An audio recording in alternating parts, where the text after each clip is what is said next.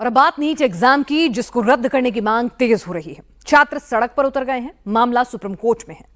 छात्र री नीट यानी दोबारा एग्जाम की गुहार लगा रहे हैं। काउंसलिंग रोकने के लिए अदालत का दरवाजा भी खटखटाया है। सवाल उनके भविष्य का है, क्योंकि काउंसलिंग का मतलब है जो मेरिट लिस्ट अभी बनी है, यानी कि जो रिजल्ट आया है उसी के आधार पर मेरिट कॉलेज में एडमिशन होना। सुप्रीम कोर्ट ने फिलहाल काउंसलिंग रोकने से इनकार कर दिया है, लेकिन नीट की विश्वसनीयता पर जो दाग लगा है उसको लेकर एनटीए को तलब जरूर कर लिया गया है। पहले ये मामला जो था वो सिर्फ ग्रेस मार्क्स और उसके फॉर्मूले पर कि कैसे दिए, किसको दिए, क्यों दिए पर आधारित था, लेकिन अब रैंकिंग को लेकर भी सवाल उठ रहे हैं। सवाल ये है कि क्या वाकई में एग्जाम सेंटर पर धांधली हुई, या फिर एनटीए की तरफ से कोई बड़ी चूक हुई है, या फिर पेपर लीक हुआ है। सच क्या है, देखिए इस रिपोर्ट में। एनटीए की तानाशाही नहीं चलेगी, नहीं चलेगी। नीट परीक्षा रद्द हो। नीट परीक्षा रद्द हो। We want Free NEET। We want Free NEET। We want Free NEET। का पेपर फिर से कराओ फिर से कराओ, फिर से कराओ। We want Free NEET। We want Free NEET। 4 साल में 7 बच्चे हुए टॉप। 2024 में 67 कैसे? एक ही सेंटर पर 6 बच्चों को 720 मार्क्स कैसे आए? टाइम हुआ लॉस, ग्रेस मार्क्स से टॉप। सपना डॉक्टर बनने का था, छात्रों ने नीट का एग्जाम दिया, लेकिन जब रिजल्ट आया तो कॉलेज की जगह परीक्षार्थी सड़क पर उतर गए। दिल्ली में प्रदर्शन, मुंबई में भी छात्रों का प्रदर्शन, भोपाल में विरोध, जयपुर में भी हंगामा, लखनऊ में भी छात्रों का मार्च, सूरत और चेन्नई में भी नीट के रिजल्ट को लेकर विरोध प्रदर्शन हो रहा है। विवाद की शुरुआत हरियाणा के झज्जर के हरदयाल पब्लिक स्कूल से हुई। इसी स्कूल से एक साथ 6 परीक्षार्थी टॉप आए। नीट के एग्जाम में एक ही सेंटर से 6 टॉपर और 2 सेकंड रैंक के स्टूडेंट सामने आए। सवाल उठे कि क्या सभी एक सेंटर पर हो सकते हैं और क्या सब एक कमरे में थे, क्योंकि इस तरह की भी अफवाह उड़ रही है। इस वक्त हम हरदयाल स्कूल में मौजूद हैं और हमारे पास ये सिटिंग प्लान है।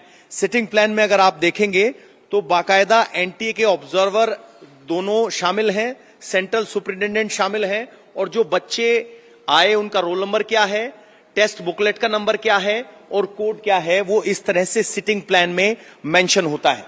सवाल यह है कि क्या 7 टॉपर एक कमरे में बैठे थे, तो इसका जवाब है ना। सवाल यह है कि हरदयाल पब्लिक स्कूल में नीट की परीक्षा के दौरान क्या धांधली हुई है, या फिर एग्जाम कंडक्ट कराने वाली एजेंसी एनटीआर से गड़बड़ी हुई है। हरदयाल पब्लिक स्कूल में 504 छात्रों का सेंटर पड़ा था, जिसमें से 494 छात्रों ने एग्जाम दिया, जबकि 10 एब्सेंट थे। आरोप है कि टॉप आए सभी छात्र एक ही कमरे में बैठे थे। एक सवाल ये पूछा जा रहा है कि 7 बच्चे एक ही एग्जाम सेंटर में बच्चे बैठे थे। आपने हमको ये शीट दिखाई है, उसको क्लेरिफाई। सर, मैंने आपको ये हमारे यहाँ पे 504 बच्चे थे, एक रूम में 24 बच्चे बैठते हैं। दैट मीन्स कि 21 रूम की सिटिंग है। मेरे पास पूरा सिटिंग प्लान है जिसमें बच्चे बहुत दूरी पे हैं, डिफरेंट रूम्स में हैं। You can go through with the plan. एक बार ये दिखाना चाहूं तो ये पूरा सिटिंग प्लान है, जिसमें जो बच्चा जहां बैठा है उसमें anti observer 1, 2, centre superintendent, deputy centre superintendent, सबके हस्ताक्षर हैं, स्टैंप है। इसमें अगर देखेंगे तो पहले पेज पर कोई टॉपर नहीं है। आप ऐसे आगे बढ़ते जाएंगे तो रूम नंबर 2 में एक टॉपर है जिसका रोल नंबर है 037, जो लास्ट 3 डिजिट है।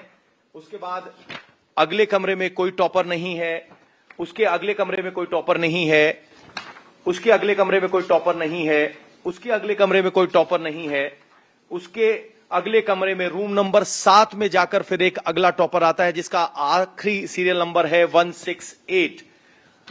उसके बाद रूम नंबर 8 में एक टॉपर है, रूम नंबर 9 में एक टॉपर है, बाकी कोई रूम नंबर 11 तक कोई टॉपर नहीं है। अगला टॉपर रूम नंबर 14 में आता है।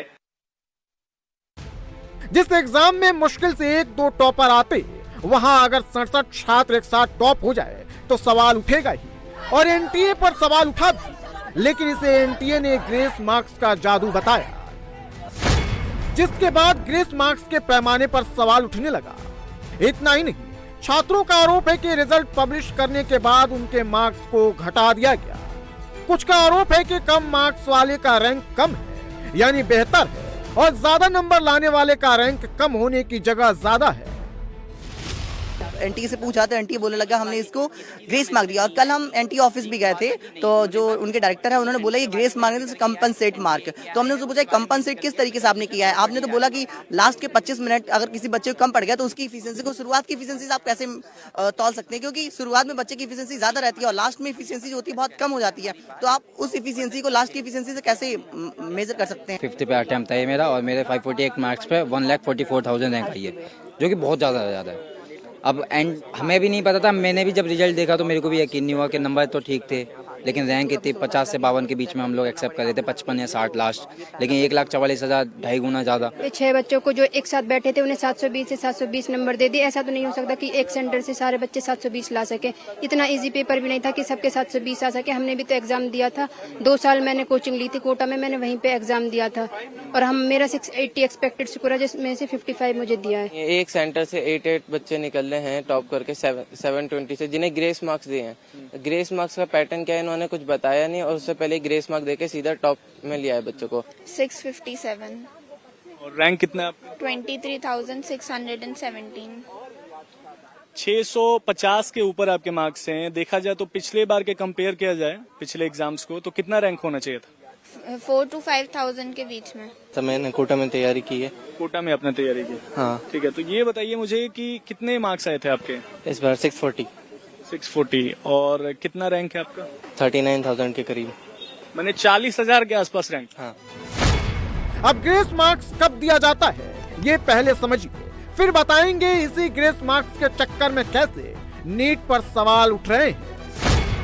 किसी कारणवश अगर सेंटर पर छात्रों को पेपर मिलने में देरी या फिर पेपर सॉल्व करने में कोई टेक्निकल बाधा आती है, इस स्थिति में छात्रों को ग्रेस मार्क्स दिया जाता है। इसके अलावा नीट परीक्षा में अगर किसी परीक्षार्थी का एक सवाल सही है तो उसे 4 अंक मिलते हैं।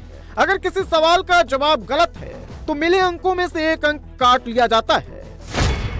नीट में 3 सब्जेक्ट का इम्तिहान होता है, फिजिक्स, केमिस्ट्री और बायोलॉजी। एग्जाम में फिजिक्स के 50, केमिस्ट्री के 50 और बायोलॉजी के 100 सवाल होते हैं, यानी कुल 200 प्रश्न। इसमें से हर प्रश्न का सही जवाब पर 4 अंक मिलते हैं। छात्रों को 200 में से सिर्फ 180 सवालों का जवाब देना होता है, लेकिन गलत जवाब देने पर 1 नंबर कटता है, यानी 1 नंबर की नेगेटिव मार्किंग होती है। वहीं 180 सवालों का सही जवाब देने पर 720 नंबर मिलते हैं।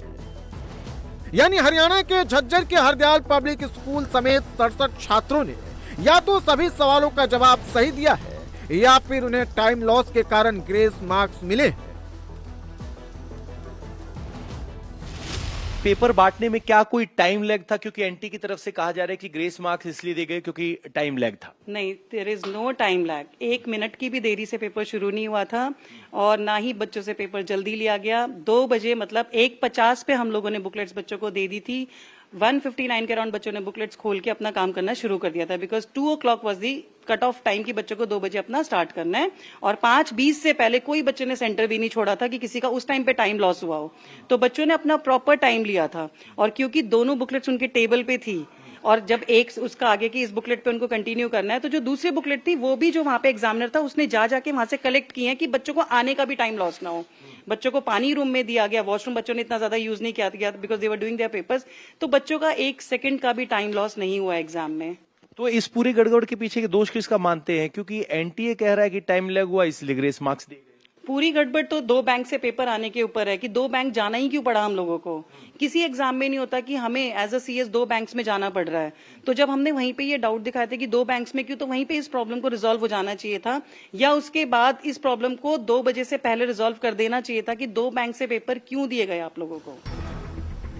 मतलब साफ है, जब पेपर देने में देरी हुई नहीं तो फिर ग्रेस मार्क्स का सवाल ही नहीं उठता। अब हरदयाल पब्लिक स्कूल के 504 छात्रों के लिए 2 पेपर सेट पहुंचे थे, यानी 1008 पेपर। स्कूल प्रबंधन ने दोनों पेपर सेट छात्रों को बांट दिए, जबकि एक ही पेपर सेट देना था, दूसरा पेपर सेट इमरजेंसी के लिए था। तो क्या इसके बिहाफ में हरदयाल पब्लिक स्कूल के छात्रों को ग्रेस मार्क्स दिया गया? तो ये नीट की परीक्षा में पूरे इतिहास में पहली बार हुआ है कि नीट की परीक्षा में एनटीए ये बोल रहा है कि हमने बच्चों को जिन जिन सेंटर पे उनका समय का नुकसान हुआ था हमने उन्हें ग्रेस नंबर दिए हैं। तो ये ग्रेस नंबर पहली बार दिए गए हैं जिन जिन सेंटर पे समय का नुकसान हुआ है।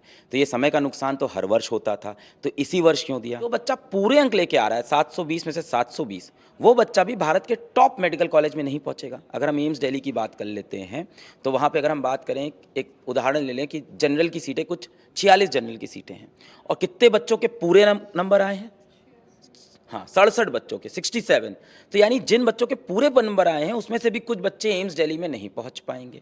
अब पता नहीं उसमें से कितने बच्चों के सही 720 हैं, क्योंकि कल जब एनटीए को हम लोगों ने बहुत बार सवाल पूछा, वीडियो बनाया, ट्विटर पे ट्वीट किया, मेल किया, तब कल एनटीए ने एक नोटिस दिए है, जल्दबाजी में निकाली, जिसमें उन्होंने खुद से ये कबूल किया कि इसमें से 6 बच्चों को हमने ग्रेस देके 720 नंबर दिए हैं। हमने उनसे पूछा था कितना ग्रेस दिया, उन्होंने कहा हमने इतना ग्रेस दिया है कि वो 720 तक भी पहुंच सकते हैं। लेकिन फिर परीक्षार्थियों को 718 और 719 मार्क्स कैसे मिले? अब मार्किंग के पूरे पैटर्न्स को समझिए, आपको पता चल जाएगा कि नीट और एनटीए पर सवाल क्यों उठ रहे हैं। एक जवाब सही होने पर 4 अंक मिलते हैं और एक जवाब गलत होने पर 1 अंक माइनस होता है। अगर कोई परीक्षार्थी 180 प्रश्न में से 179 का जवाब सही देता है तो अंक मिलेंगे 179 गुणे 4 यानी 716, और एक सवाल का जवाब गलत देने पर 1 नंबर माइनस होगा तो कुल मार्क्स होंगे 715।